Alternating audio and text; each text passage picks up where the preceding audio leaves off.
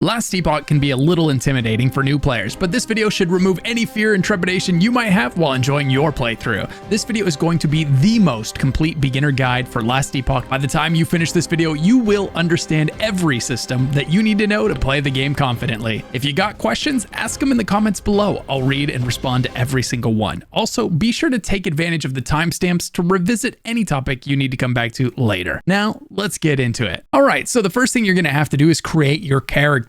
And you can choose between 5 different classes. Each of these classes has 3 different masteries. So for example, you can choose to be a Sentinel, that's this melee guy right here, and you could choose to become a Void Knight, Forge Guard, or Paladin, right? You can choose either one of those 3 masteries, but not all of them. And the important thing to know about choosing your mastery is, at present, this is the only thing you cannot respec after creating your character. So you can respec your passives, you can respec your skills, but you cannot respec your mastery. You won't have to choose your mastery until you hit somewhere between level 20 and 30, but when you do choose your mastery, just know that that is a permanent choice, and the only way to undo that is to create a new character. We'll dive more into the nuances of the skill trees, the passives, and the masteries, and how they all play together in a moment, but first, let's quickly go over these classes that you've got available to you. So as mentioned, you've got the Sentinel. The Sentinel has the Void Knight. This is going to be where you create the closest thing to like a Whirlwind Barbarian, for example. And then you've got the Paladin, which is going to let you make Smite Paladin like D2, or it's going to let you make a Judgment Paladin. This is kind of like Righteous Fire from Path of Exile, or you can go full on Hammered In from D2. And all your favorite builds from previous ARPG titles, they're here on one of these characters somewhere. You just have to find them. Then you've got the Forge Guard, who's going to be doing things like shield throw or summoning rings of shields. And this is kind of like your melee weapon summoner kind of guy here. Next, we have the Rogue here, and the Rogue can choose between the Blade Dancer, the Marksman, or the Falconer. The Blade Dancer is going to be more of your assassin-y type feeling character, whereas the Marksman is going to be your Ranger, your bow-wielding character. And then finally, your Falconer is going to be the kind of summoner hybrid for the Rogue. Then we've got the Mage here, and the Mage has the Sorcerer Mastery, which is going to let you do things like yeet meteors at people, or static orbs, or even black holes, right? He's your pure magic elemental damage kind of character. Then you've got the Spellblade. He's going to basically imbue his melee weapons, his blades, with damage, and you become a nice hybrid between a mage and a physical DPS class. This is going to be your close range mage. And then you've got Rune Master, which is probably the most unique ARPG class I've played to date. This one is going to be a combo type of class. So you're going to fire off spells, and depending on what elements you use and what order you use them in, that's going to allow you to fire off a combo ability that basically either sets off a volcano or sends out a wave of fire or causes an ice explosion, right? All of these things and many, many more could happen depending on what order you use your abilities and collect your runes before releasing your combo. Really neat idea for a class. Then you've got your Primalist right here. This is going to be where you can become a Beastmaster. So if you want to control lots of different types of animals, this is your bet. Then there's the Shaman. If you want to have totems, or if you want to use natural disasters like tornadoes, earthquakes, or avalanches, this is the one you want. And then finally, you've got Druid. This is going to be your shapeshifter. You can turn into a bear and then,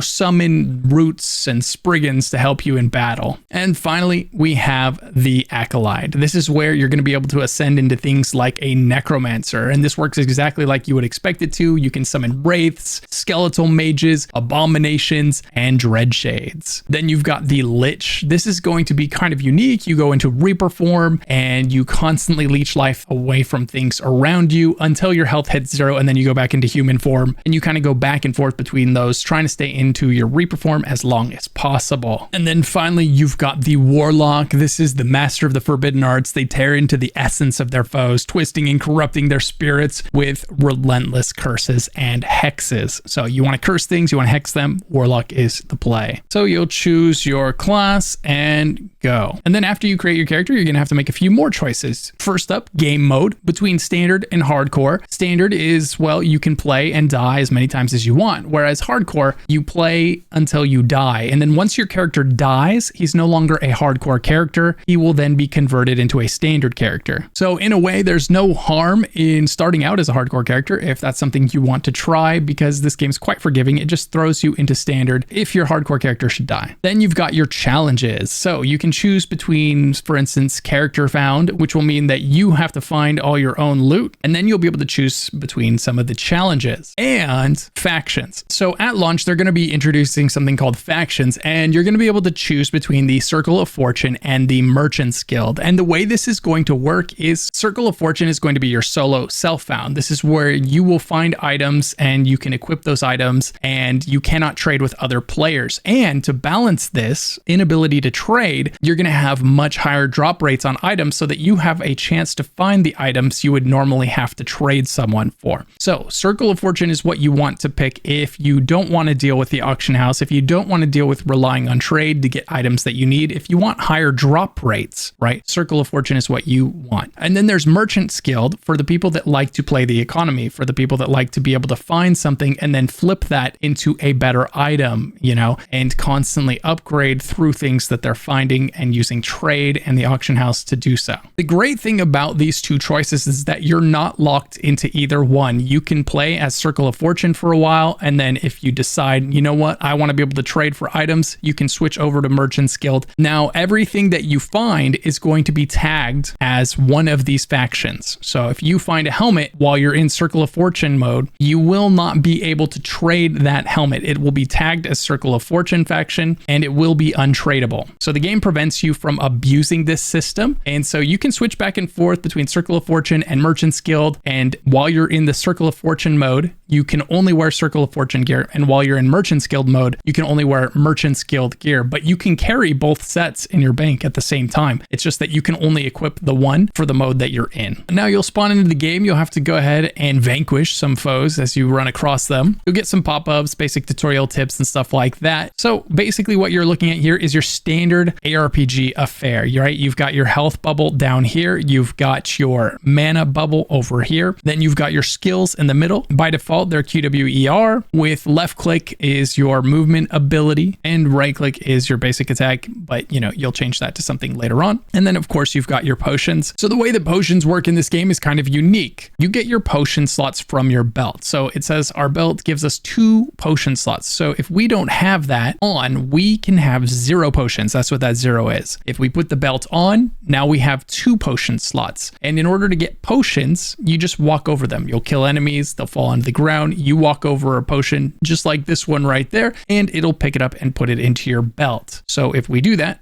boom. Now we've got 1 potion and we can pick up 1 more. If you walk over a 3rd potion when you can only carry 2, your character will automatically drink that potion as you walk over it if you're missing any health. If you're full health and you walk over a potion, nothing happens. It leaves it there on the floor for you. So just know if you don't want to use a potion that's on the floor, make sure not to run over it. This is definitely something that you're going to want to strategically think about in boss fights in this game. On the top right here, you've got your mini map and, you know, the quest objective right there, pointing us up and to the right to get to the next thing that we're trying to do. And then below that, you've got your quests that you're tracking, which brings us to the map. So the map in this game is probably the most confusing map in any ARPG that I've ever played, but it's also kind of fun. It's pretty unique. But first, now if you're looking to explore a mysterious island, solve puzzles, battle monsters, and escape with ancient treasures, you've got to check out Hawked. Available right now on PC, PlayStation, and Xbox, you can team up with friends or dive in solo. Hawked is the ultimate treasure hunt and free-to-play extraction shooter rolled into one massive PvPvE game. You'll be exploring Exile, a world lush with dense jungles,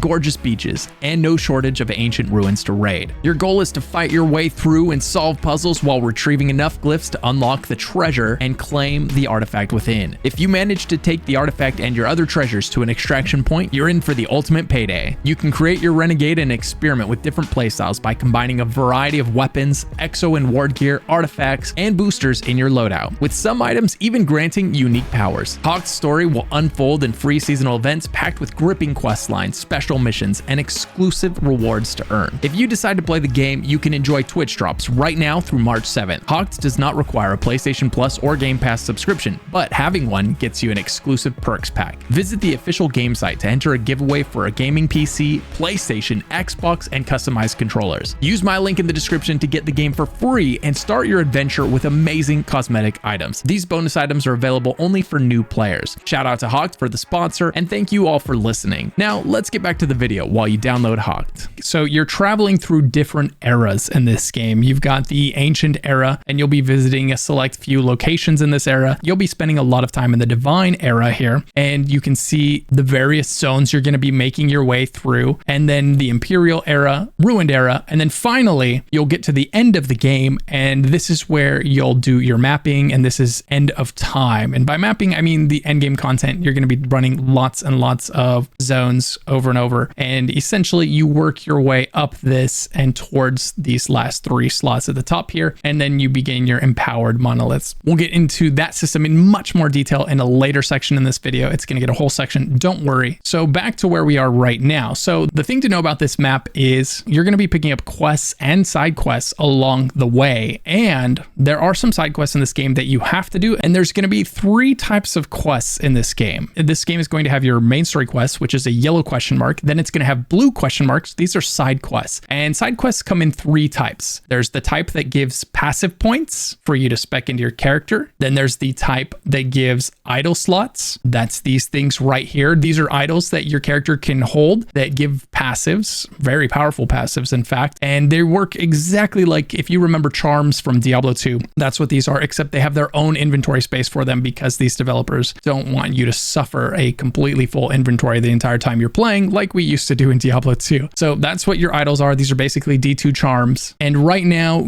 I can't put anything in here. All these slots are locked. Can't put anything in there, and in order to unlock those, that's where the side quests come in. And then there's the third type of side quest, which is the one that just gives gold or XP or both, right? Now, down here on the bottom left side of your map, it tells you how many outstanding quests you have. Now, basically the way that you're going to treat this is you're going to keep following the main story quest, right? But you're going to prioritize side quests anytime you find one until you have done 15 out of 15 passive point rewards and 8 out of 8 idle slot rewards, right? You're going to make sure you do all your side quests until you get those passives and those idle slot rewards unlocked. Once you have these fully unlocked, which will happen about, I don't know, 3/4 of the way or so through the story, then you can stop doing the side quests if you want to. They're purely, you know, for fun at that point. You're not going to be missing out on any character power. If you're ever not sure where to go for a quest, because it will be kind of confusing navigating this, all you have to do is click on the quest and it'll take you to where you need to go. And then you'd be able to click on that and click travel to it, which we'll demonstrate on another character. Now, as you play through the game, killing things and completing quests, you're going to be leveling up your character. You've got the XP bar at the bottom. That's what this yellow part is. I just leveled, so you can hardly see any of it there. But if we open up our skills and specialization menu, we can see the path that we're about to take here. So let me explain what we're looking at here. So first of all, we have Sentinel. This is our class, right? We chose Sentinel, and then you've got 3 ascendancies for the Sentinel that you could choose between, which are the Void Knight,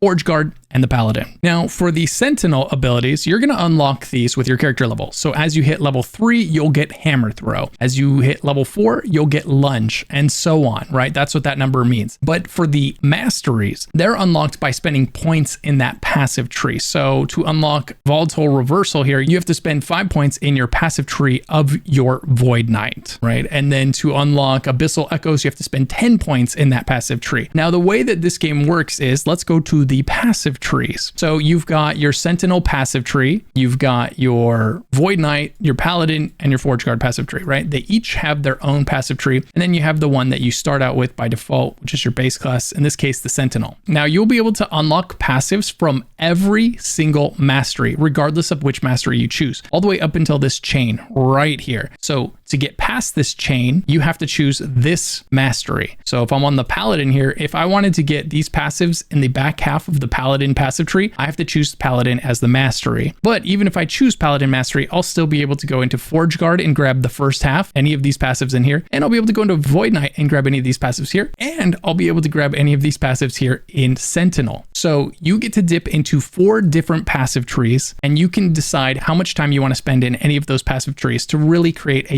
unique character. And then at the bottom here, it shows you the skills that you're going to be unlocking as you spend points in those trees. So once we've put 5 points in, we'll be able to unlock Healing Hand. 15, we'll get Sigils of Hope, right? So if there's a particular skill you're trying to get early, you're going to want to go to that passive tree and invest points in it ASAP so that you can get that skill that is the one that you're going to be really using for your build. So that's how you unlock these abilities here, is by spending points in these trees here, right? And by the way, your skills menu is S on your keyboard. Your passives menu is P on your keyboard. Nice and easy, right? So at the top here is something else that's really important. So as you level up, you'll see at level 4, you'll unlock this first spot here. And then you'll be able to drag your skill of your choice right there. And basically this opens up an entire passive tree for that specific skill. And it allows you to level up that skill so that you can choose passives to invest in it. So just remember that that happens at 4, 8, 20, 35, and 50, right? There's a long progression that's happening there as you're unlocking these. So you definitely want to start with your primary damage ability, get that in here as soon as possible and get it leveling up earlier than later, because the passives that you unlock are going to be what make that skill shine. All right, so now we are on a higher level character. So let's take a look at this, and there's a lot of really useful information that we can see here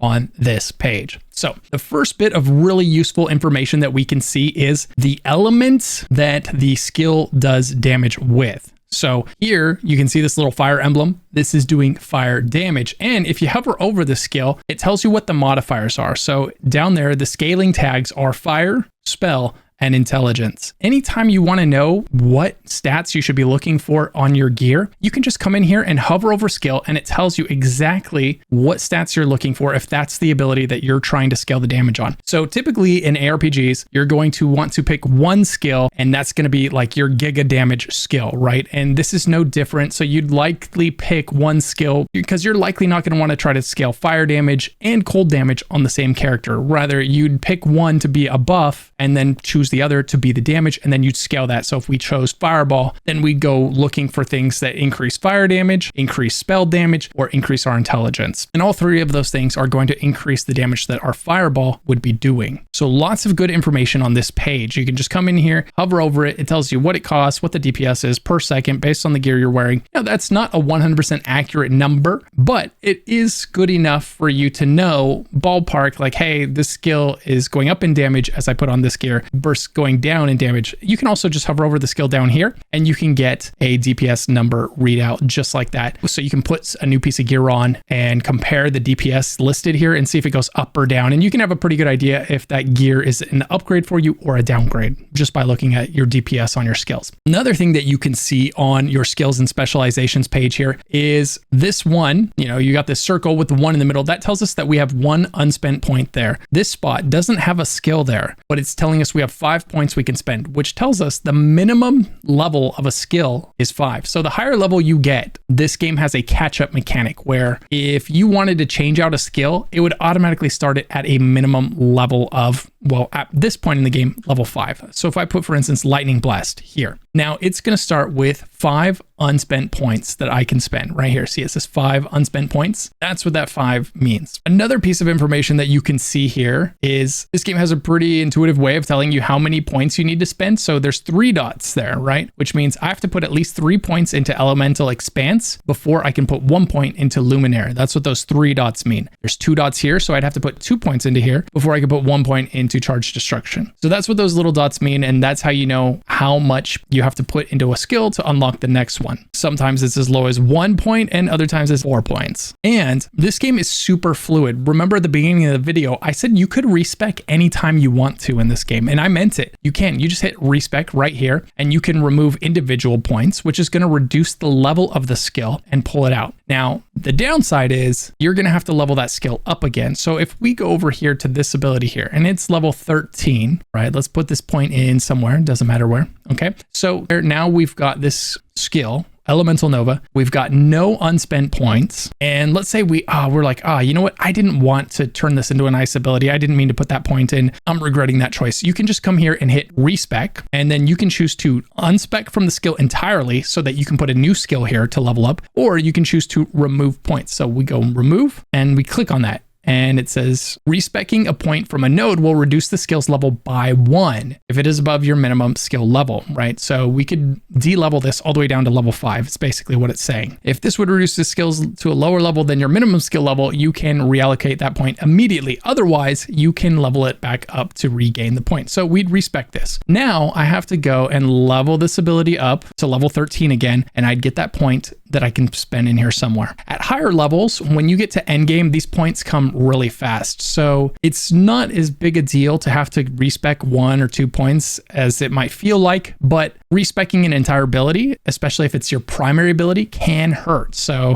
especially if you don't have another ability to carry you while you respec that, your primary damage ability. So that's just something you're going to want to be careful about doing. Now, and as we quickly touched on there, you can also hit respec and then despecialize from the skill, which was going to remove it from there so that you can put another ability there. Like, let's say I was like, I want to be a fireball sork, and I could put that there. And now I've got this nice fireball tree, and I can choose to spec into fire spray, which is going to cause it to release more projectiles when I cast, right? And things like that. I can increase the damage. Sometimes it lets you increase the number of projectiles. Sometimes it lets you change the element of the ability. So for instance, this ability right here, volcanic orb, if we wanted, we could go ahead and change it into a frozen orb, right? By default, it starts out as a volcanic orb, and then you can kind of change it into a D2 frozen orb, or a D3 or D4 now frozen orb, right? It's got that ability there for you. But by default, it's a fire orb. And if you're ever wondering like, man, you know what? I want something that's gonna scale well with fire damage, you could just come up here, search nodes, and type fire. And anything that can scale with fire, it's gonna pop up. See how it's highlighting those items here. So I can see all of the fire stuff, and which abilities I could morph into fire if I wanted. Similarly, if I type cold up there, it'll highlight all the abilities that I can scale with cold. So down here, even volcanic orb is being lit up because we could, if we wanted to, spec into cold right here. So the skills and specialization tree here is a really fun place to spend time, customizing your character, making something truly unique. And I will say that this game has done a really good job of not being so difficult that you have to go follow a build guide on the internet in order to be successful in it. That's not the case here. There are numerous viable builds that you can create on your own and get through the campaign, no problem. And then later on, it's so easy to respec that if you get to the end of the game and you really want to push endgame content and you feel like the build that you put together just isn't cutting it, you can come in here and you can just start respecing, no problem, right? Similarly, you can open up your passives menu and you can come in here and you can respec. Now, the difference is for your passives, in order to respec your passives, you can't do it from in your menu. You actually have to go visit this guy. You'll look for this symbol on the map, the little purple head with a brain in it. You have to go to that symbol, talk to that character, and then you'll be able to respec from there. So we'll run over to this guy right here, and there's a symbol floating over him, right? And he says, respec my mastery point allocations. Yes. So we can come in here and we can do exactly that. We can click on a passive and it says respecing 1 point from this node will cost 120 gold. You currently have 48,000. So we go, yeah, respec it. And then we want to pull out another one and it says, yeah, respec it again. That's only going to cost you 60 gold. Okay. What about this one? Respec this? Yeah, respec again. This is going to be 250. So the more points that you have into a node, the more expensive it is to pull that point out. As you can see, it's cheaper each time I pull a point out. Now, naturally, you're not going to be able to pull points somewhere that would break the chain that allows you to have points somewhere. So now the way that your passive tree works is to unlock the next set of abilities, you have to invest a certain number of points. Before we can put points into here, we have to meet two different conditions. One, we have to fill this bar up by putting points into this tree in general, right? So once this gets up to here, now we can grab these, but another condition has to be met. You have those dots again, which tells us that you have to put 3 points in this skill before you can put a point in this skill,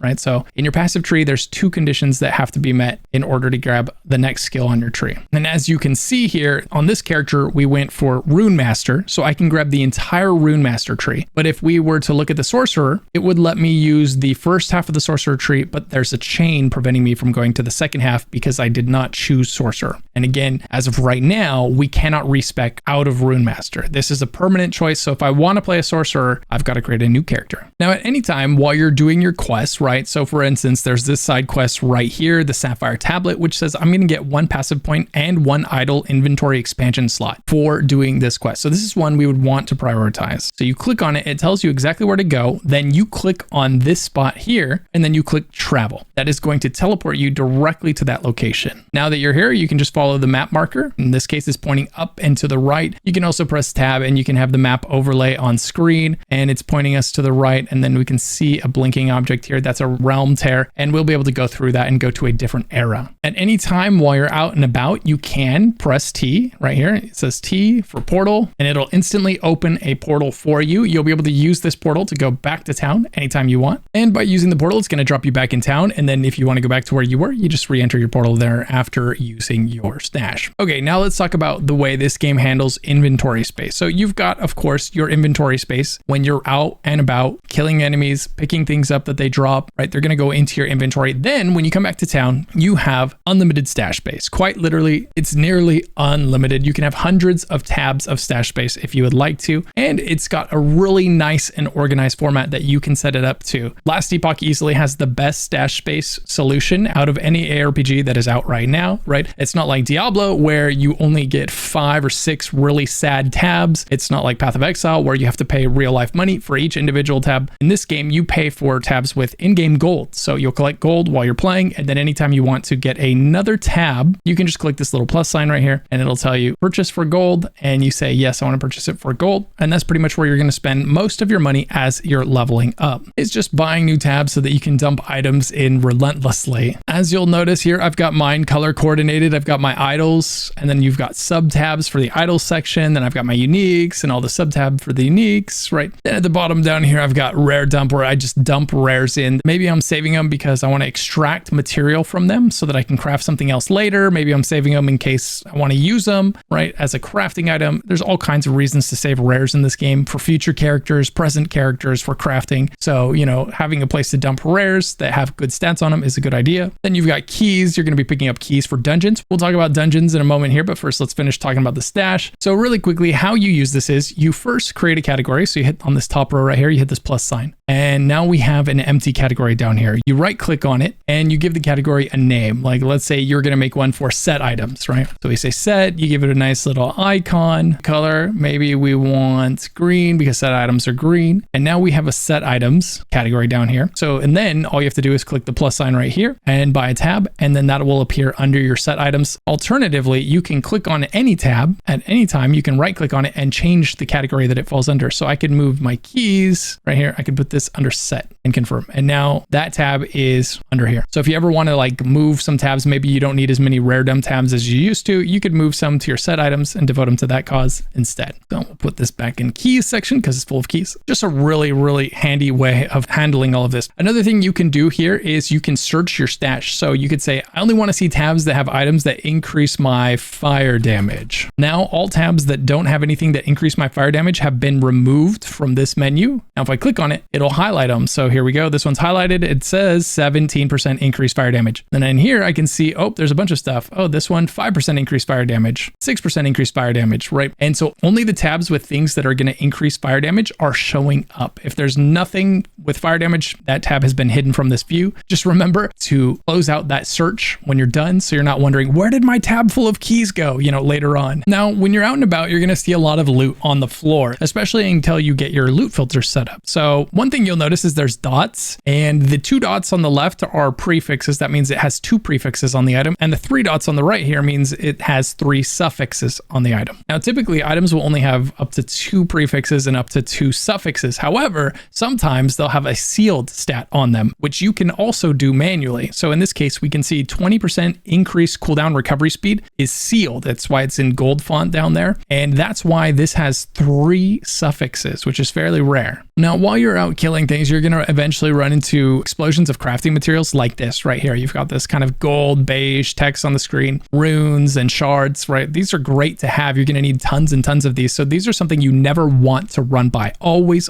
pick these up. It's always going to be worth it because you just click on 1 and it picks all of them up. And 2, when you do, it's going to all go into your inventory. And then you can click this button right here, transfer crafting items. And what this is going to do is it's going to move all of those items that you just picked up into your craft bag, freeing up your space. And this is unlimited. You can have as many things in here as you want. And it's automatically going to just grab them and sort them and save them for you for your next crafting session, right? So you can just keep on adding to this. There's no reason not to pick them up because it's unlimited. You can just put as many in here as you want. Another thing you can do in your inventory is there's a sort items right here. So your inventory is filling up, or you do something like that where you hit transfer crafting items and now you want to be able to fit more stuff in, you can just hit this and then you're like, oh man, I don't have to go back to town yet. I still have half my inventory. It will automatically sort your items for you. Then we have this button right here, gifts. What this is if you're playing with another player and an item drops while you're both in the same game at the same time, right? They can gift you the item and vice versa. You can gift them the item. All you have to do is hit H, go into your party and right click their name and say gift item, and then you'll be able to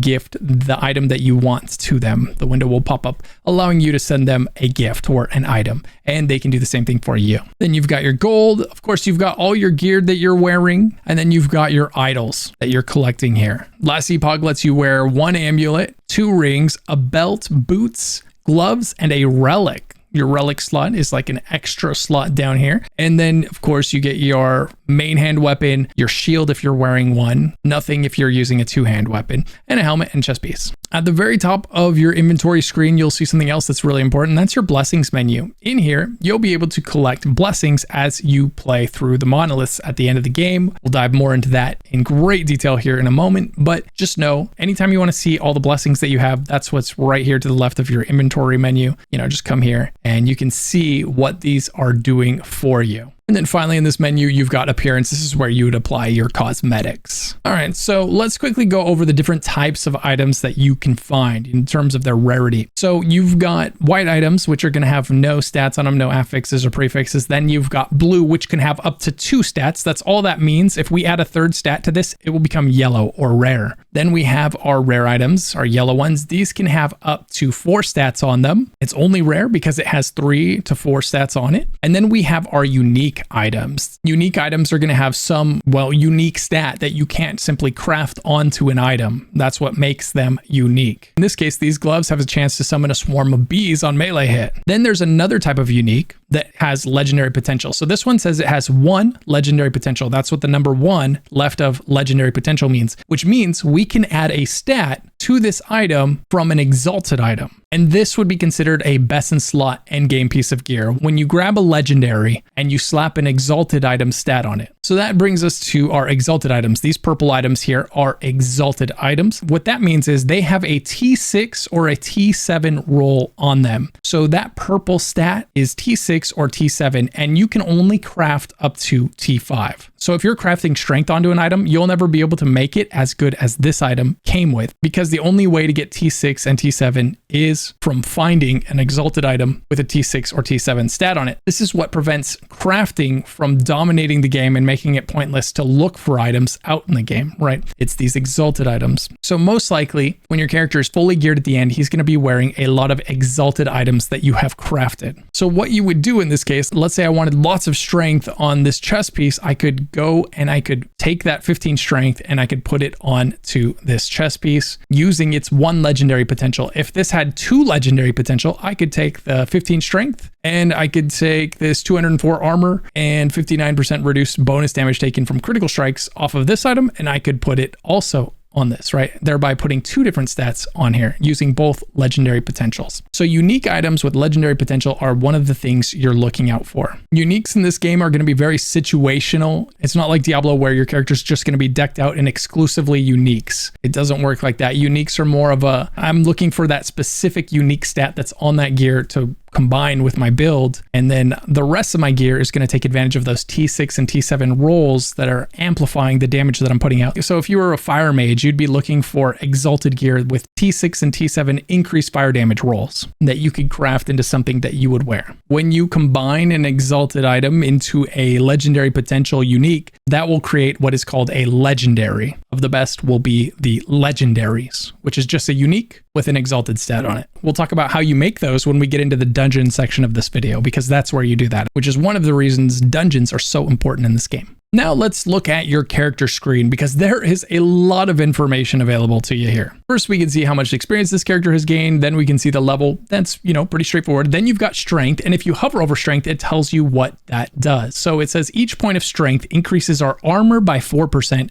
and improves skills that rely on the raw strength of you and your companions. Just found a typo there. It says rely the raw strength of you and your companions. Okay, so essentially you're going to spec into strength to increase armor and increase damage of strength-based skills. Then you've got dexterity, which says each point added adds 4 dodge rating and improves skills that rely on dex. So if a skill says it scales off of dex, then you would spec into dex as one of your stats. And remember, you can always hover over a skill and it tells you what it scales off of. So hovering over this one, it says physical, melee, area, and strength as the scaling tags. So more strength would be great if I was using that. In this case, this character is a hammered in, so he's using physical, throwing attack power, strength, and dex as his scaling tags. So that's why we've got so much strength here. Intelligence, each point of intelligence grants 4% ward retention and improves skills that rely on it. So ward in this game is your shield. It's going to be useful on characters that want to do low life builds or things like that. Your ward is your shield. It's a shield that absorbs damage before your health absorbs any damage. So the more ward you have, the more of a shield you have protecting your HP. If we hover over it here, it says I have 0 ward on this character because this character is not using that, but it also says ward retention reduces the rate of ward decay. So if you were going to go for a ward based build, you'd be looking to collect a lot of ward for your character or find ways to accrue ward by killing enemies, damaging enemies, or using abilities that, provide you ward. And then you'd also want ward retention because your ward is always going down, even when you're not taking damage. So it's up to you to keep collecting more of it. And the more ward retention you have, the slower your ward is going to go down between you collecting more of it. There's also this other stat called endurance. Endurance is calculated as % damage reduction. That's that little yellow bubble down there. And what that's saying is when my character's health gets below that yellow line, I'm going to have 27% damage reduction. So if you have really high endurance, then you're going to be taking much less damage anytime your character's health is below that yellow line. So you can collect endurance % and you can collect endurance threshold. So you can raise that yellow line higher so that you get more of that reduced damage that you're getting from endurance. Then we've got attunement. Each point of attunement grants 2 mana and improves skills that rely on innate magic. So if you're a mage that is relying heavily on mana and you need more of it, you'd go into attunement and then your skills would be scaling off of attunement. Right? So more attunement would make you do more damage and give you more mana to cast more skills. And then there's vitality. Each point of vitality grants 6 health and 1% poison and necrotic resistance. So if you just wanted more health, one way to get it is speccing into vitality. It's also got the benefit of giving you a little bit of those resistances. Now this game has a lot of different resistances for you to collect and to maintain. So you can see here, you've got fire, lightning, cold, physical, poison, necrotic, and void. Now, the elemental resistances are a little bit easier to take care of because you can get individual items that give you all 3 resistances. They'll say, for instance, this one right here, 8% elemental resistance. So that means it's giving me fire, lightning, and cold. It is not going to give me physical, poison, necrotic, and though. So just be aware when you get something that says elemental resistance, it's limited to those 3. You still got to go get the rest of these. Your resistances will cap out at 75%. And if you don't want to die, you're going to want to do your best to get your resistances up to 75% as soon as possible. So if it says you have 47 fire resistance, that means you're going to take 47% less fire damage. If it says 56 lightning, you're taking 56% less lightning damage, right? It's that simple. There's no ramping damage the farther you are from the cap or anything like that. It's just a straight 1-to-1 ratio based on the damage that gets through your armor. So before your fire resistance is removing fire damage, you've got your block chance, which will allow you to take reduced damage from the attack that hit you. And then you've got your armor. So what makes it through your block will be sent to your armor. Your armor is going to reduce all types of damage that you take except for dots. So armor is good against physical, it's good against range, it's good against non-physical, but it does not work against dots. It's worth noting though that armor is only 70% effective against non-physical damage. So in this character's case, without the chest piece on, I'm getting 28% less damage taken. I put this chest piece on and that goes up to 38% damage reduction, right? It calculates it all right there for you. You can see the damage reduction you're getting from this. And then also after whatever slides through here is going to be reduced by your elemental resistances. You've got your stun avoidance. The higher this is, the less likely you are to become stunned. You've got your block effectiveness. This is telling you how much damage reduction you're receiving when you successfully block. You've got your dodge chance. You either dodge an attack or you don't. If you dodge it, you don't take damage. If you don't dodge it, you do.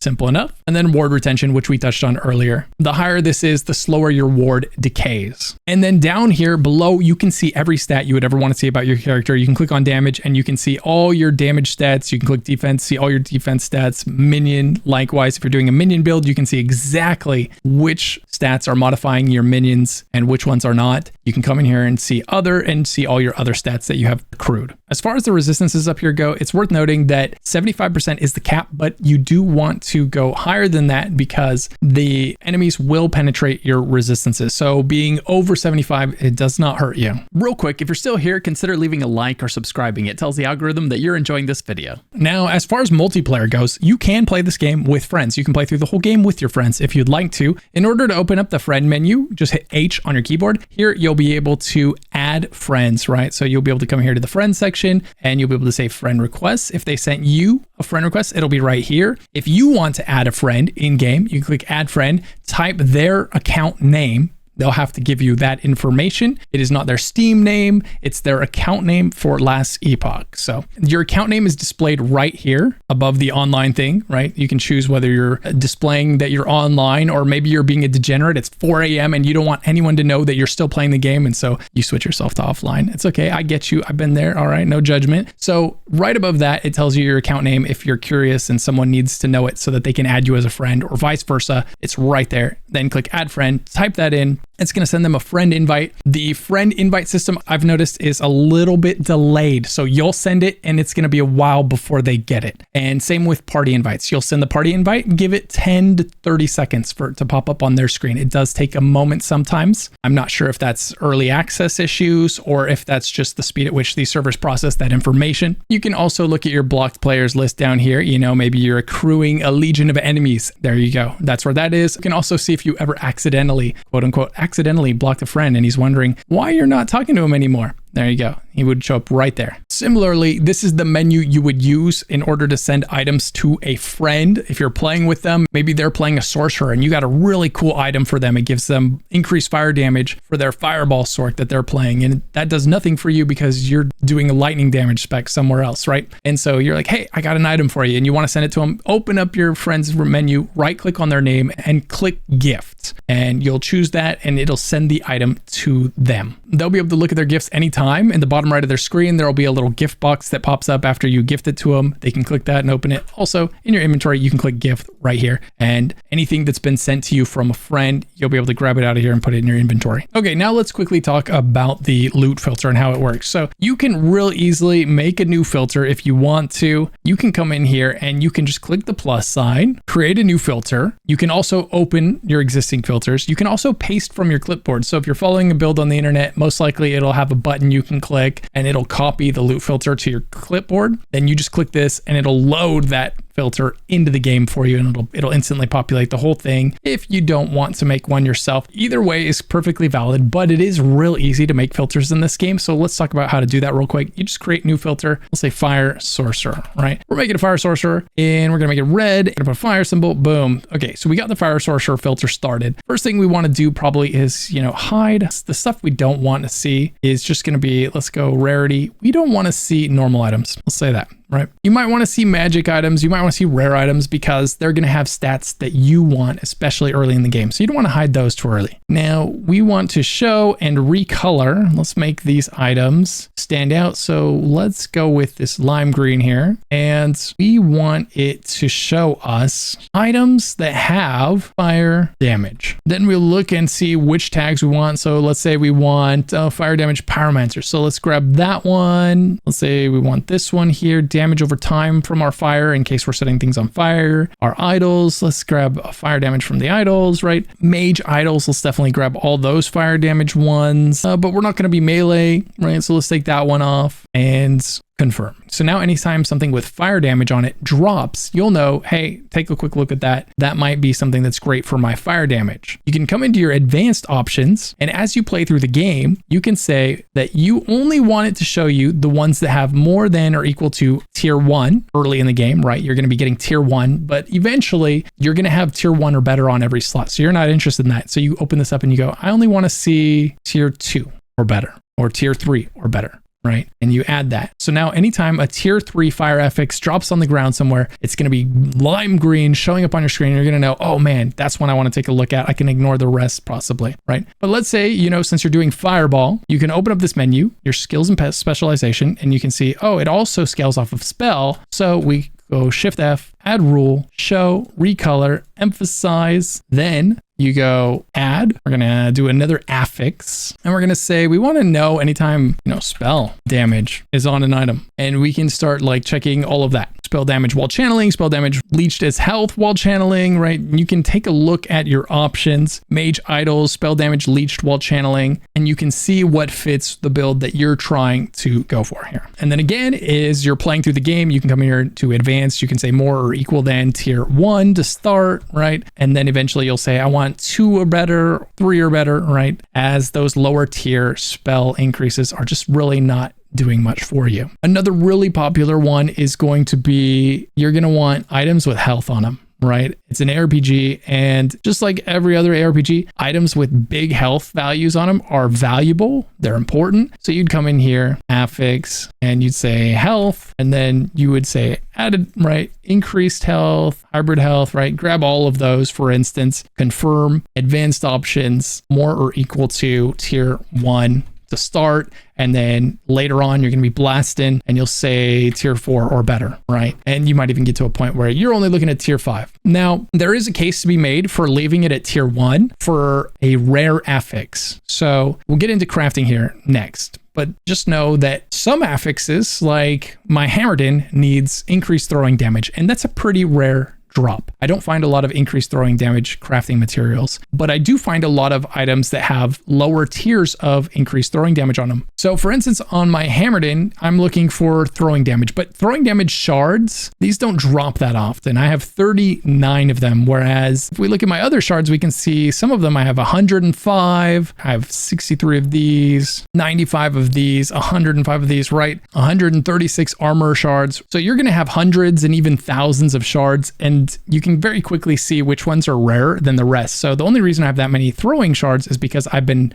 shattering the items. So what you do is you pick up items that have the stat that you're looking for, and then you put a shattering rune, a rune of shattering, and then you shatter it. And it's going to give you a random number of shards of these prefixes and suffixes that you have on this item. So in this case, throwing damage, mana, and void resistance. I'm going to get up to 2 shards of void resistance because it's T2. I'm going to get up to 1 shard of mana. I'm going to get up to 2 shards of throwing damage. So we click shatter and we got 2 void resistance and 1 throwing damage. So we just added to our throwing damage. And that's why, even though throwing damage is one that I don't find very often, I pick up the crappy throwing damage gear and then I shatter it. And that way I'm collecting throwing damage shards so that when I get a really good item, I can, let's say I loved this amulet, right? It had throwing damage on it and fizz resist and cold resist. And somehow this was exactly what I needed. That wouldn't be the case because it's a crap item, but let's just say that it was good, right? So now I can use those shards that I got. I can click that up arrow and I can use some of those shards that I pulled off of other items or found on the ground to increase the tier of my throwing damage. So I could take it from T1 to T2, which would take it from 3 to approximately 6. I could do it to tier 3 and then to tier 4, and I can craft it all the way up to T5. And T5 is nothing to sneeze at. A T5 throwing damage is pretty respectable. The only way to go beyond T5 all the way up to T6 and T7 is to find an exalted item. Those are the purple ones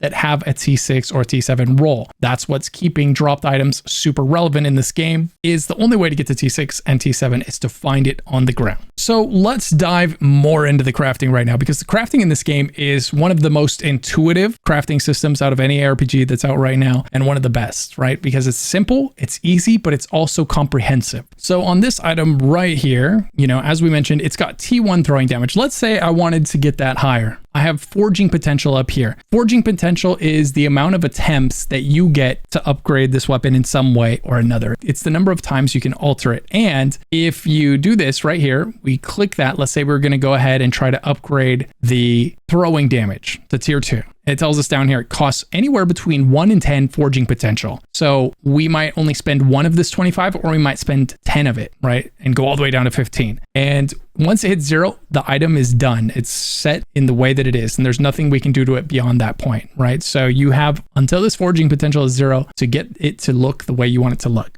So let's say we did upgrade, right? And we successfully took it to tier 2, but it did cost us 7 forging potential. So we got 4 extra throwing damage on this item. So it's now a plus 7 throwing damage. If we do Control and Alt, we can see that that is a decent roll right in the middle of the tier 2, right? The range is 6 to 8 and we got a 7. Not too shabby. Now we have more options from here. We could continue to upgrade our throwing damage, or we could try to upgrade, let's say this wasn't an item that we found to be a keeper arbor, and this was a rare resource, right? We can upgrade something else and hopefully get a critical success. Every time you click upgrade, there's a chance you get a critical success. And what that does is it randomly increases one of the affixes on the item. So it might take this T2 to a T3, or it might take this T3 to a T4, or it might even upgrade the one that you are upgrading. So I would upgrade this to T2, get a critical success, and take this to a T3 without having to spend any forging potential. This is a valid way to try to get an increase of a rare stat. So one thing you're always going to want to use while you're crafting are your glyphs of hope. You're going to find tons and tons of these. You will most likely have more than you need, especially until you get into doing giga crafting sessions later in the game. But this is going to give you a 25% chance to have no forging potential cost. So while you're crafting, there's a chance that this doesn't spend anything and you get a free craft, which is the dream, right? So let's do this again. We're going to upgrade our cold resistance. And there it is, +1 throwing damage, just what we were hoping would happen. So we got that critical success, and we didn't have to spend any of our throwing damage shards because they're kind of rare, and we got the throwing damage increase without using the throwing damage shards.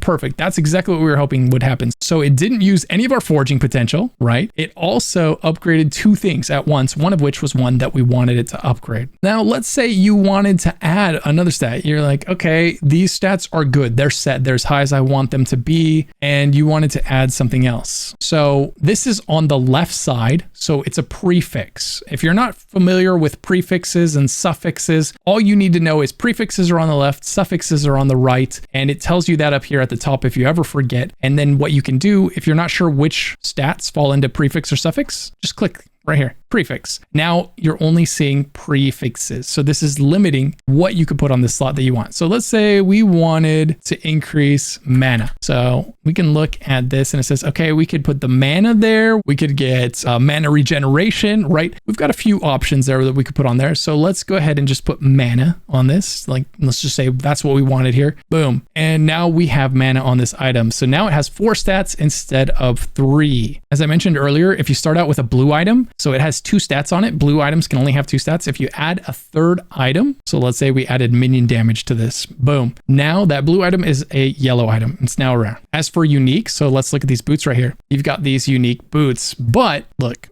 can't forge uniques. So you cannot alter uniques if you find them. They are what they are, and they always will be, unless they have legendary potential. Like this one right here has 1 slot of legendary potential, which would let us put a stat from one of our exalted items right there in that legendary potential spot. But other than that, you cannot modify your uniques. Another thing to be aware of is after you do a crafting session, let's say you take your helmet off and you put it in there and you alter it and you do all this stuff to it and you close the menu and you go back to fighting. Be aware of the fact that that item is not on your character. You have to actually take it out of the crafting forge and put it back on your character. Now, you will 100% forget to do that, and you'll forget to do it a lot of times, and I hope you think of me when you do, because I do it every single time I craft. So I feel your pain in that moment when you realize you just ran another 30 minutes of content and you weren't even wearing your chest piece. I feel you, brother. I was there. Don't forget to take it out of the forge and put it back on your character after you're done modifying it. Now, let's very quickly go over the other crafting options that you have here. So we went over the Glyph of Hope. This gives you a chance to craft for free. 25% chance none of your forging potential is used, right? You got 22 on this item. There's a 25% chance you don't use any of that forging potential, so you get extra crafts for free. Then there is the Glyph of Chaos. Glyph of Chaos is what you would use if you had an item. Let's say you loved this item. It was the perfect item, but you hated the 4 health on kill. You're like, oh man, I could really put something better there, and this item would be so much better, right? Because that's just a dead stat. So then what you would do is you would use the Glyph of Chaos, you would select it, put it there, and then you would upgrade health on kill. Now what it's going to do, rather than upgrading health on kill to T1, it's going to give it a random new suffix, random new one, anyone that can be applied there. So we upgrade and re-roll. So boom, it went to a T2. It gave us a critical success, so our lightning damage went up. Heck yeah, dude, those critical successes are rolling in. Love that. So it went to a T2 slow on hit, right? So is that still a dead stat to us? Maybe, maybe not. It didn't use any of our forging potential because we got critical success. It upgraded it to tier 2 and it switched it over to slow on hit. So if you still didn't like that, you could do it again, you know, until you got a stat that wasn't a dead stat on the item. That's just going to use Glyphs of Chaos. That's how you use those. Next, you've got Glyph of Order. This is what you would maybe use if you had a perfect roll. Let's say if we hold this here, we can see that we have a 33% increased lightning damage right there. Our T2 roll is 33 out of 37. So it was a pretty good roll, right? It could have been anywhere from 23 to 37. We got 33. So let's say we loved that and we wanted to make sure that when we upgraded it, it rolled at the top end of the tier again. We could leave that there, the Glyph of Order, and that would make sure that we maintained that range when moving up to the next tier. We'd be at the top of the range again. Then you've got Glyphs of Despair. This has a chance to seal an affix instead of upgrading it. The sealed affix is moved to its own slot, leaving its old slot open for you to add a new affix. So you could use this to seal a stat onto the item and basically make room for a fifth stat, like the boots I showed you earlier in the video, right? The way that happened was one of the stats was sealed. So we could say, put this here and we could upgrade this and try to seal it. So boom, and it worked. It successfully slid that stat over here. Now that stat can't be modified. It's over here and it's always going to be. And now we have room for new suffixes. We could add a new suffix. So let's say we wanted to put a freeze rate multiplier on there on this weapon, right? It dropped down to blue because we removed one of its stats. It's got 2 and then a sealed stat. By the way, the sealed stat is the gold one. It makes it gold text down at the bottom of the item there. So we add this, boom. Now the item has a total of 4 stats, one of which is sealed, right? So it only counts as 3. And we can add another stat still. You can say, oh man, what if we had health on kill? And we could add that here. Boom.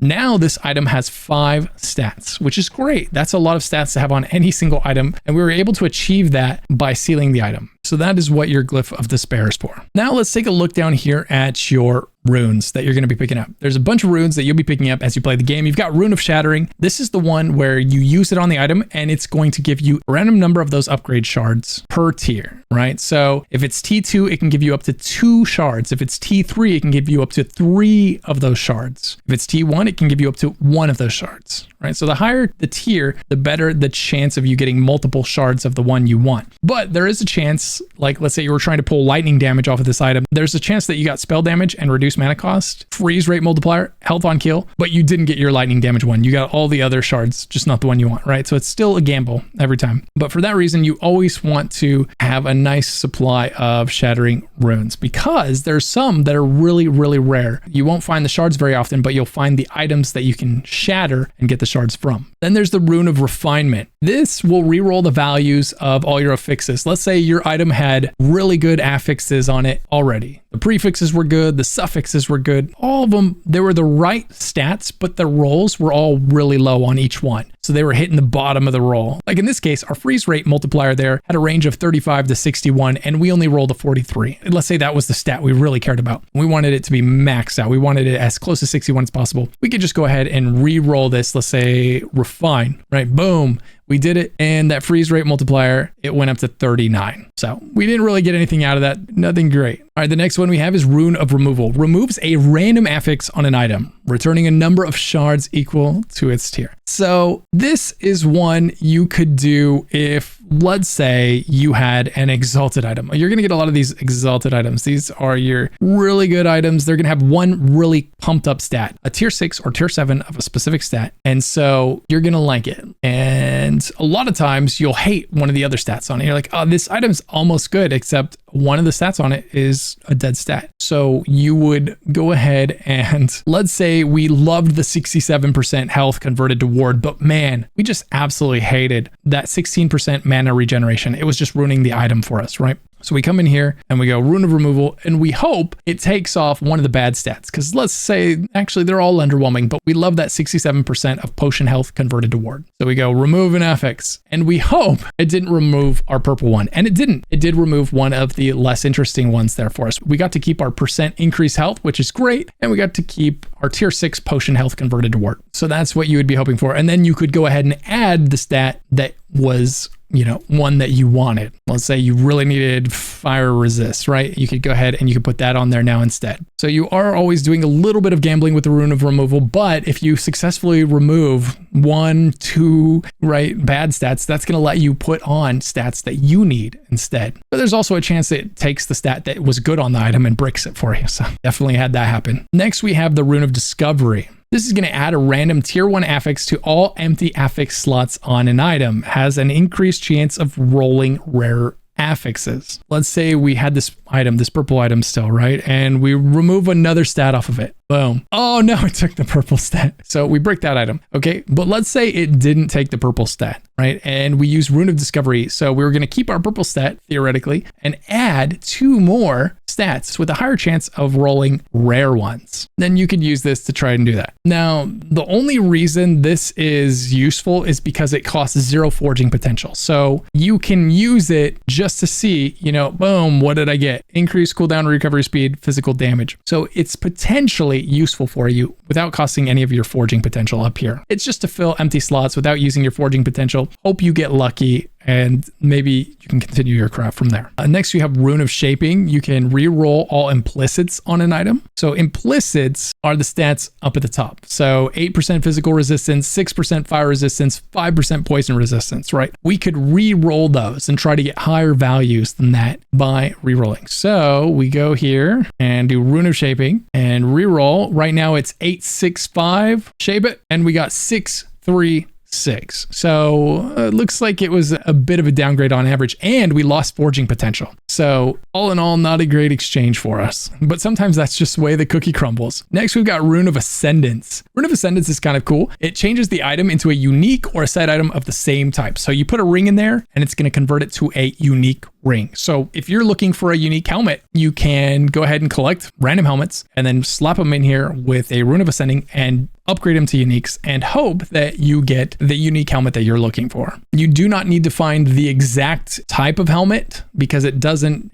work that way. It won't let you find that unique base and then upgrade that to that same type of unique. It's going to upgrade it to a random unique that fits in the same gear slot on your body. Then you've got Rune of Creation. This is going to duplicate the item but reduce the forging potential of both to 0. So this is kind of like your mirror in this game, right? So if you get an item, it's basically perfect and it has, you know, just a little bit of forging potential left. The last thing you can do is do this and duplicate it so that, you know, you could have more than one of that item. Now, one type of gear I haven't talked about yet is experimental gear. So let's talk about that really quick here. Experimental gear is this, well, it's this random blue stat on some items and they'll look like this. They've got like the top half of the item is yellowish and the bottom half is bluish. So it's like it's this weird amalgamation between a yellow and a blue item. And it's got this one stat that's just experimental, which means you cannot craft that stat onto an item. You have to find it on the item. So 14 mana gained on potion use and 17% increased mana regen for 4 seconds. When you use a potion, we cannot craft that onto an item. If we want that stat, we have to find an experimental item with that stat on it and then craft that into something good. That is where the Rune of Research comes into play. So the Rune of Research is going to allow you to seal that stat. So we do that, seal it. Now it's pulled that experimental node off and set it to the side and it opened up that slot for us. So now we can add a 4th stat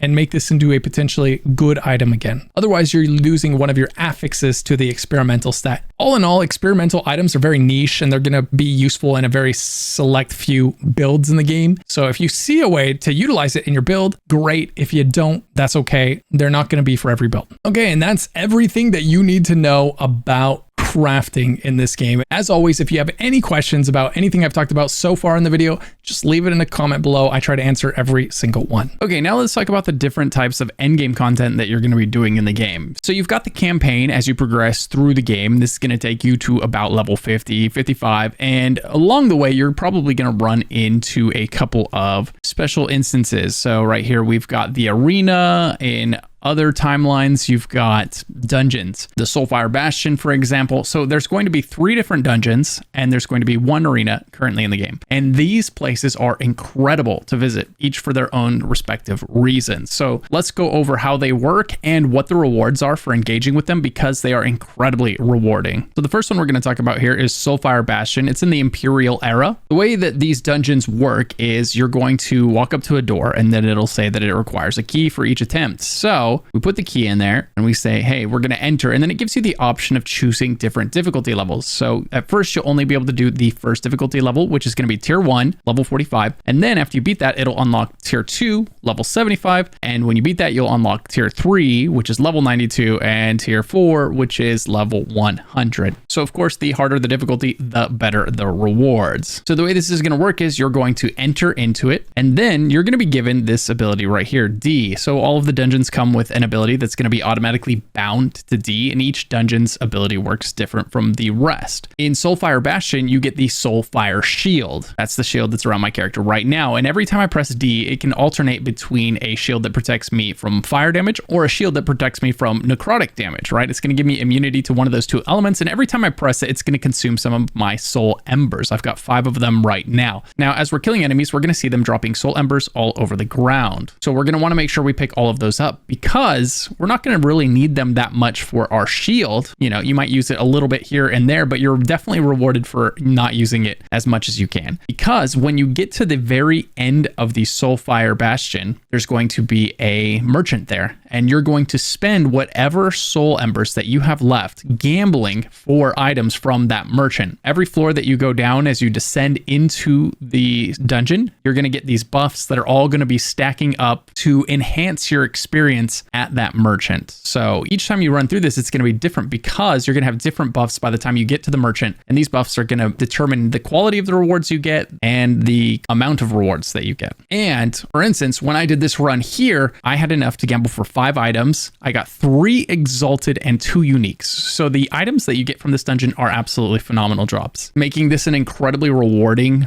dungeon to run. Now, these exalted items, remember, these are really, really good to get. These are what you're going to want to get so that you can fuse them with your uniques that have legendary potential. And you'll take that to the next dungeon that we're going to talk about. The next dungeon is called Temporal Sanctum. You can find it down here in the southern part of the ruined era if you're looking for it. And the way that this one works is you'll come up to the door yet again. It's going to ask for a key. As always, you put your key in there, and then you enter the sanctum. It's going to show you which tiers of difficulty you have available to you. Each time you complete one, it unlocks the next tier of difficulty for you to attempt. And it tells you what the rewards for the higher tier difficulties are. It's for tier 2, it says this dungeon will drop additional exalted weapons. Tier 3, more glyphs. Tier 4, more exalted rings. Now, the way that this one works is really unique. You're going to be swapping between 2 different realms. You're in this realm here, which looks decidedly different from the other realm here. So you're going to be swapping between these 2 different eras, right, as you go through it. And in one era, you're not going to be able to see a path forward. So then that means it's time to switch, and then boom, now there is a door that you can go through. So now while you're running through this era, you're occasionally going to get to, you know, doors that are closed. So like right here, this gate is closed. So what we would do is we would check this era by pressing D, and now look, we can come through here and kill everything on the other side and keep progressing. Eventually you'll get close enough to the door where the map will start pinging, and that's your sign to go to that location and descend to the next floor. When you get to the next floor, it's going to give you a new loot buff to take into the reward stage of this dungeon after you complete it. So you'll get to the end of the dungeon, you'll fight the final boss, and when you fight the final boss, the most important piece of advice that I can give you is remember to use your temporal shift ability. Whenever he does a room-wide AoE, go ahead and switch eras so that you're not in the same era as this room-wide ability, because it will kill you. He does it right off the bat. As soon as you walk into the boss arena, the first ability he's probably going to do is going to be that room-wide AoE. And this is kind of like the make sure you understand the mechanic, because he's going to be doing things throughout the fight that cause you to shift eras, basically. So if something looks like it's going to hurt a lot, you can just nope out of there by using your temporal shift. Now, when you beat him, you're going to go to the loot room. And in this room, you're going to get to do something really cool. While you're playing the game, you're going to be finding items with what is known as legendary potential. These are potentially literally the best items in the game, because what these are is you can take all of the stats from a unique and then you can add stats to it. You can have multiple levels of legendary potential. This one has a 1 next to the legendary potential right there, which means we can only add 1 stat to it. If it had a 2, we could try to add 2 stats to it. And now this is purely RNG based, because the way it works is it's going to open up a window. It's going to let you put 1 unique with legendary potential in one side, and then it's going to let you put another item in the other side. So on that side, what you're going to want to put there is an exalted item, because what you're hoping is going to happen is the exalted stat, that tier 6 or tier 7 stat that you have on that exalted item, you're trying to get that pulled off and put onto a unique item, thereby potentially creating a best in slot item for your character. Now, the downside is it requires the item that you put in there to have 4 affixes, which means you only have a 25% chance of it grabbing the right affix and putting it onto your unique item. So in this case here, I put this unique armor on one side, and then on the other side, I put a exalted armor with a tier 6 stat. But when I combined them, it grabbed the random resistances stat below it and added that to my unique instead. Now, when you combine a unique with an exalted item this way, it becomes what is known as a legendary item, and you get this pink border around it. So just know that before you run this dungeon, before you run Temporal Sanctum, you're going to want to make sure you have some uniques with legendary potential, and you're going to also want to have some exalted items of the same base that you can transfer on to the item. So in this case, I had a chess piece with legendary potential, so I needed an exalt that was also a chess piece, right? Same thing, if you have a wand, you're going to need to have another wand that you can transpose onto it. It doesn't let you take a sword stat and put it onto your wand. It doesn't let you take a boot stat and put it onto your chess piece, for example. So it's got to be like with like. So as you can tell, there's the potential for this to be a really, really powerful crafting system, but there's a lot of RNG required, right? You've got to get a good unique, and then that unique has to have legendary potential, and then you have to take it to this device, and you have to put your exalted item with a tier 6 or tier 7 stat, and then hope that it pulls the T6 or T7 stat and puts it onto your unique. Now, there is a consolation prize, like sometimes the stat that it grabs, even though it's not a tier 6 or tier 7 stat, might still be a really good stat for you. So, you know, if you have enough good stats on the item, even if it doesn't pick your T6 or T7 stat, you might still get a decent outcome at the end. And if it has 2 or 3 legendary potential, you can pull 2 or 3 different stats off of. So there is the potential for something really special to be made there. And just so you know, when you're using this device, you're going to have to change eras. You're going to have to use your D ability to change eras to put the pieces of gear into the device. And then after you do that and activate it, you've got to change eras to go get the resulting piece of gear. The idea being that you went from a timeline way long ago into a timeline way in the future, and this pieces of gear had a long time to fuse into what you eventually pull out. Now, the third and final dungeon that we're going to talk about is the Lightless Arbor. It can be found here in the Ruined Era, right in the middle of the map. So zoom in, there it is,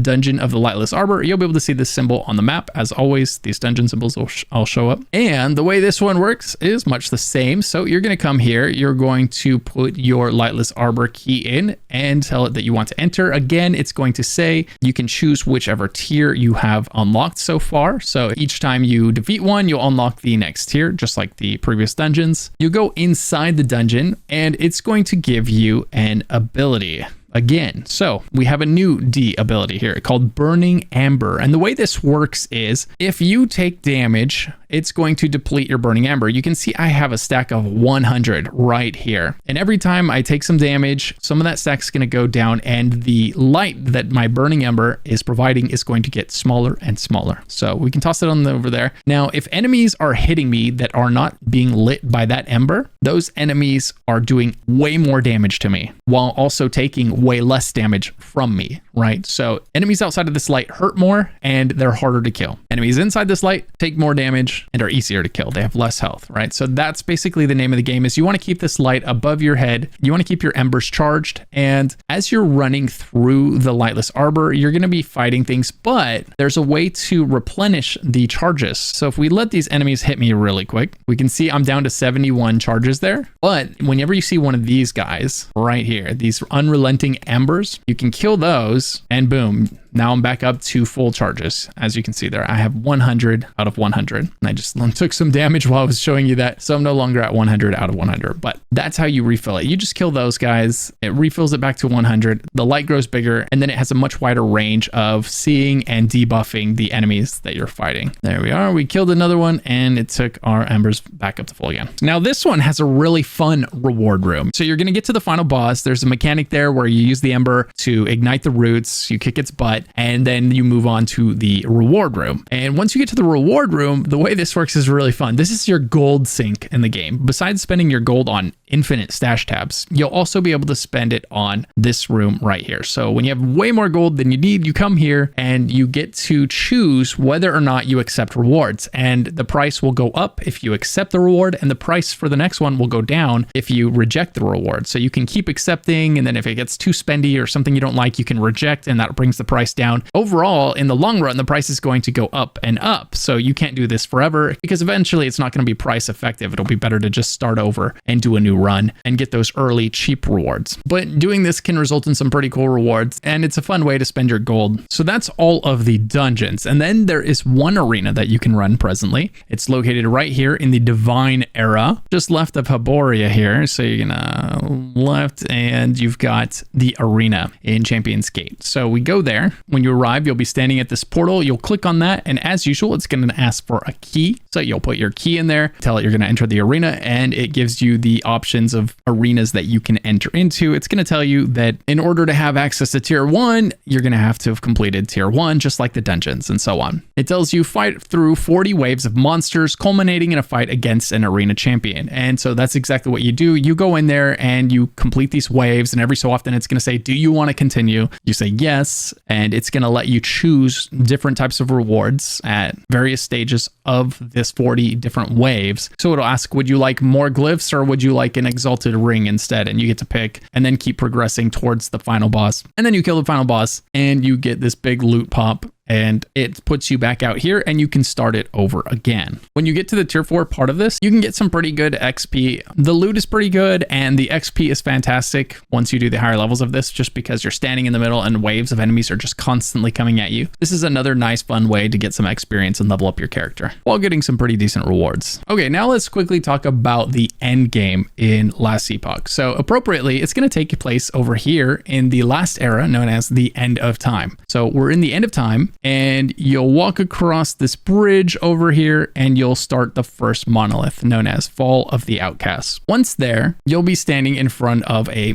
monolith like this one here. You'll interact with it, and it's going to show you a web like this. And what you can do is you can play through each of these. Each of these is a map in Path of Exile or a dungeon, Diablo. In Last Epoch, they're called echoes. So you'll complete an echo, and then you'll be able to go to the next one in line. And every time you complete one, it'll light up the ones down the way, so you know what you're working your way towards, and you can strategically make your way towards rewards that are more interesting for you. If you hover over one, it tells you exactly what the rewards are. So in this case, it says down at the bottom, echo rewards would be affix shards. So after you complete the map, you'll come out of it, you'll be in this room again, and there will be a cache. You open up the cache, and it's going to dump a bunch of affix shards on you. And then on the right, there's going to be a chest. You'll open that up, and you'll collect your rewards. Now, the important thing to know is if you die, you don't get those rewards. You can still complete it. You can still get your experience to progress your bar, this bar at the top here, right? Because you are trying to progress this. Ultimately, that's how you're going to beat this monolith. You'll be able to progress the bar, and it tells you down there in the bottom right, it says you're going to get 10 timeline stability and up to 22 bonus timeline stability. You're also going to get 15% increase item rarity buff, 5% increase XP gained, and then the enemies are also going to get a buff. Enemies have a 35% chance to receive a glancing blow, right? So that's telling you this echo is going to cause all of these things to happen. And at the top, it tells you how much of this bar will be filled by completing it. So I can get anywhere from here to here by doing this echo, right? Almost unlocking the first quest, and then the second quest, and then finally the third quest, which is the boss. Once you fill this bar up enough, you do the quest, they're going to appear over here. You click on them whenever one's ready to do. So you'll click on this one here when it's unlocked at 50 stability. You'll click on this one here when it's unlocked at 250 stability. And then this one, the boss, you'll do at 500 stability. Now, if you fight the boss and you lose, it's going to kick you out, and it's going to take some of your stability away. So dying takes some of your stability away. What you'll have to do is run another echo, get back up to 500 stability, then you can take another attempt at the boss. So if you find yourself dying to the boss, that's what you'll probably have to do. You'll have to go do another echo, then do another attempt at the boss. If you die again, you go do an echo, then you can take another attempt at the boss, because the bar here is going to be going back and forth over this threshold that you need to meet to be able to do the boss, right? You're going to have enough stability. So that's how each of these work, and they all work exactly the same way. So you start on this one here, you work your way through the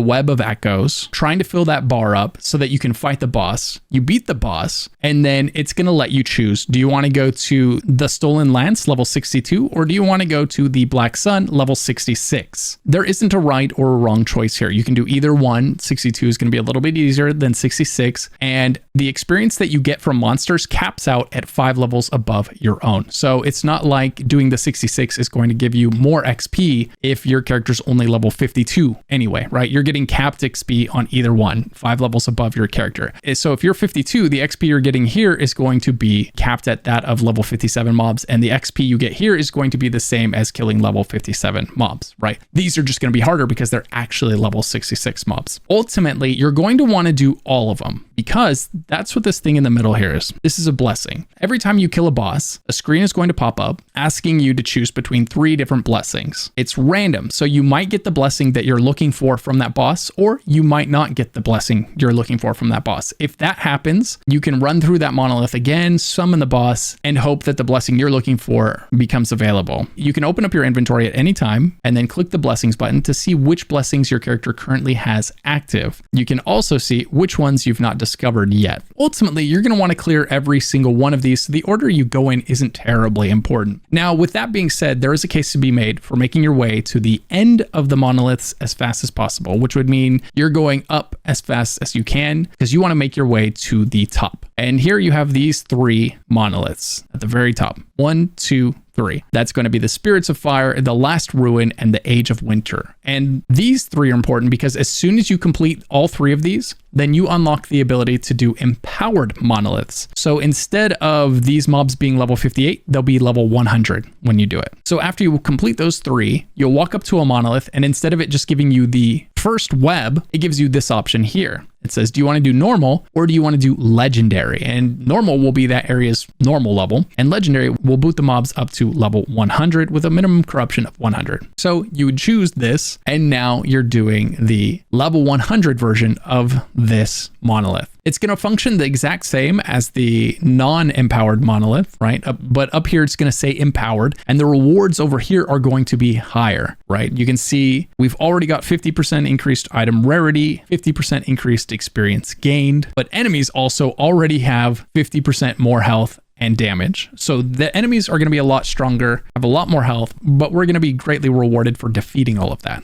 And again, you're going to want to complete all of these so that you can get your blessings and so that you can get the best version of them possible. Blessings can be anything from increased item drop rates, increased experience, to life leech for certain abilities. The buffs you get from blessings are all over the place, and they can really add up to be substantial for your character. Here we've got 54% increased stun chance I went with on that one, and this one had 36% crit strike avoidance. This is all going to sound a little bit complicated until you start doing it yourself, but then as soon as you start doing it, you'll see how simple it is, how easy it is to navigate these webs. You just jump in here, you do this one, you complete it. So I'll run one real quick so you can see what it looks like. We'll choose it. We'll go in here. We're going to pick this one because, hey, let's say we wanted these glyph rewards. Open this up. It's going to load us into the echo. Basically, we're just going to start running. It's not necessarily going to tell you exactly where you need to go just yet. It's going to say sometimes something like slay enemies to locate the vial gate. So basically, you're just going to run through here, killing enemies until you find that vial gate. And you're going to see this bar start filling up right here. You will almost always finish the echo before that bar fills all the way up. My quest objective changed because I've killed enough enemies already. I've only been in here for maybe 30 seconds. It's showing me on the map. It's pinging me to go to this location. We're going to make our way over there. And there, after you finish defeating the enemies, you get that pop-up. It says it's complete. And then on the right over here, it says open portal. And this is just going to take you back to the monolith.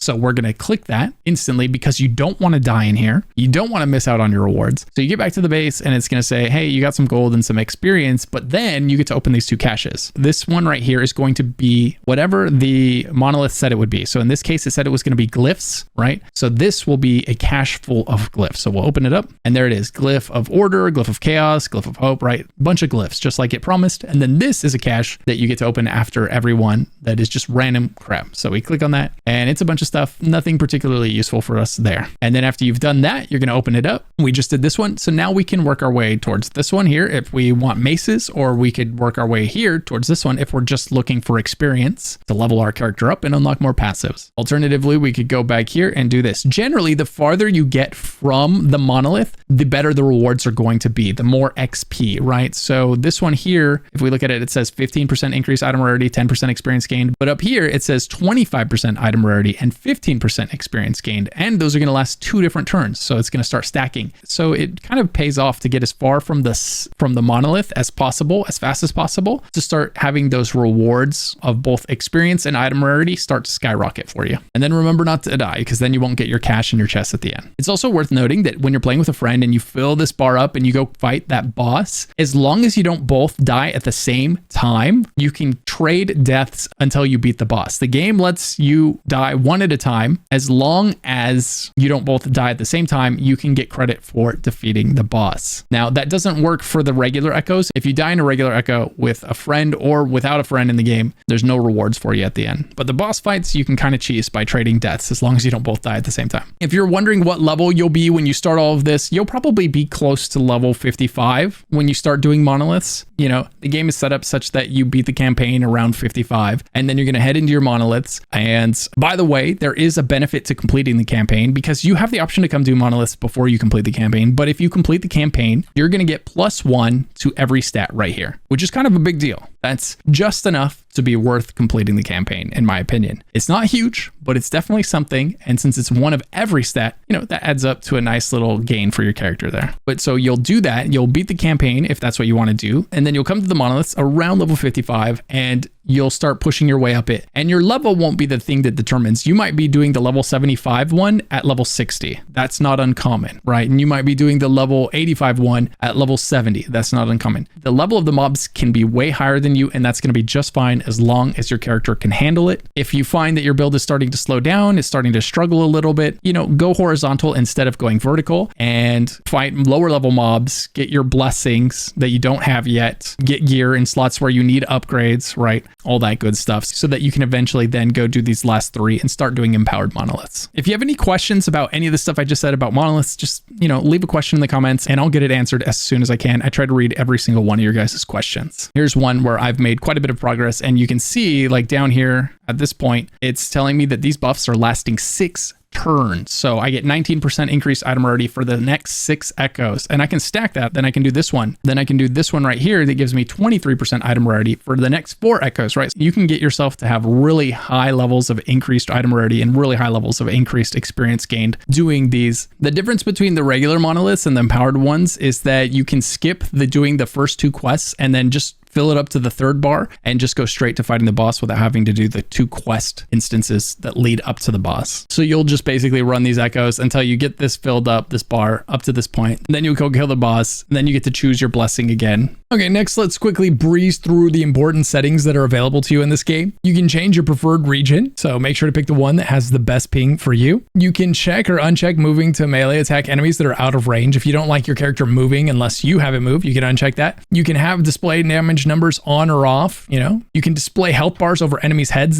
These are ones that I always turn on in every RPG. I come in here and I always turn this on and turn this on. I like to see health bars over my enemies' heads, and I also like to see the health bar over my head. It's so much easier to see the green bar right here when I'm in combat as opposed to, you know, glancing all the way down here into the bottom left to see what my health is at. Another really big one is going to be your overlay map opacity right here. You can crank this up, especially when you're going into like desert areas where the terrain is really bright and light colored. It's going to be hard to see your overlay map if you're an overlay map enjoyer. So just come in here and crank this up, and then you'll be able to see it clear as day. Whereas if you don't do that, it could be harder to see. You can choose your loot filter in here. We went over that already, how to set up your loot filter. You can come in here and check auto compare items so that when you hover over an item, it will automatically compare it to what you're wearing. That is not on by default, so I'd recommend turning that on. If you're someone that really dislikes screen shake, you can come here and turn that off. Or if you don't mind it, but you just don't like too much of it, you can turn the intensity down to low. If you're someone that plays on multiple screens and your cursor keeps leaving the window, be sure to turn on lock cursor to game window. Another thing you can do is mute the error voice line. Stops your character from saying voice lines like not enough mana. So if you're someone that's like constantly, you know, you're out of mana or you're on the verge of being out of mana and your character's going not enough mana, right? And you don't want to hear that anymore, you can just click this, mute those voice lines so your character stops saying it out loud. This will spare you or anyone that's watching you play from going insane. And then there's also the game guide where if you want to know more about a certain topic, you can come in here and read up on it. Whether you're trying to understand how skill specializations work or unlocking skills works, implicits, what does that mean, right? There's any ARPG terminology that you don't understand, you can find it in here, get a brief explanation for you. And then finally, you have the in-game cash shop. This is where you can come and support the developers. If you're appreciating the game and you're appreciating what they've done here, you know, they've got a nice little cosmetic shop. There is no pay to win in here. There's not even pay for convenience. This is 100% above board. All it is cosmetics. So you pay for the game and everything you need to play the game is included. And then if you want to spend a little bit of extra money to support the devs, you can come in here and buy a couple things in the cash shop. Then if you press L on your keyboard, you can see the ladder. If you get really hardcore into this game and you want to start pushing the ladder, see where you rank on it, this game is launching with a ladder. Yes, that is something that is possible to do. So if you're into that, then you can come in here and you can try to push your way to the top of the ladder. You can also see what builds people are using to get to the top of the ladder. So if that's something you're super passionate about or something that you're super interested in, you know, seeing which builds are working would be a great first step to pushing the ladder. All right, that's everything. If you made it to the end, you're a legend. So let me know you made it. If you want more quality Last Epoch content, be sure to check out my other Last Epoch videos linked in the description of this one. If you found this video helpful, consider doing me a huge solid and leaving a like, a comment, or a sub. I have a lot more Last Epoch content on the way. Massive shout out to my channel members for supporting the channel and making these videos possible. If you want to become a member of the channel and have your name appear at the end of these videos, as well as receive access to emotes, private Discord channels, and more, hit the join button below to find out more. And if you haven't yet, consider checking out the sponsor of this video, Hogged, linked in the description if you want a fun new game to play. Sincerely, thanks for watching, and I hope to see you guys in the next video.